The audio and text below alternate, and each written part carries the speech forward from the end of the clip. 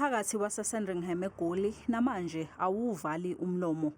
Izolo ngezithuba zehora lesishiyagalolunye ebusuku kubonakale izindimbane zabantu besifazane ziphuma zibaleka kulomuzi zishaya ngesudi yesele ziyobhaca komakhelwane. Kubikwa ukuthi bebethunjiwe kodwa abakwazi ukuphuma ngefastela bathi galo yiphuka. Nize kwahla. Nisitshela ukuthi abatsotsi bangenile. And then nizwa iboss yami uyascream uthi hey guys, what are you doing now? Hey.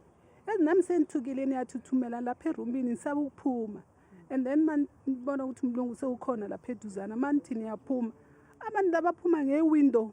Abantu bayaflya. Yazi manithi nami nibuyele endlini ukuthi nisaba ukuthi meboro bozondubula. Bonke abakwazi ukukhuluma ngisho olulodwa ulwimi lwakulelizwe. Akukacaci-ke ukuthi bafike kanjani kulomuzi. 3 suspects were then found and they were allegedly identified as the people that were overseeing the people that were kept against their will in that property.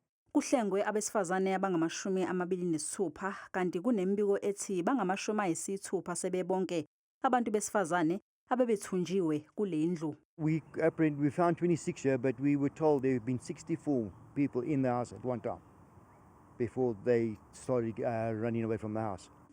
Kuboshwe abasolwa abathathu bazovela enkantolo ngamacala okuthumba nokutholakala nezibhamu ezingekho emthethweni.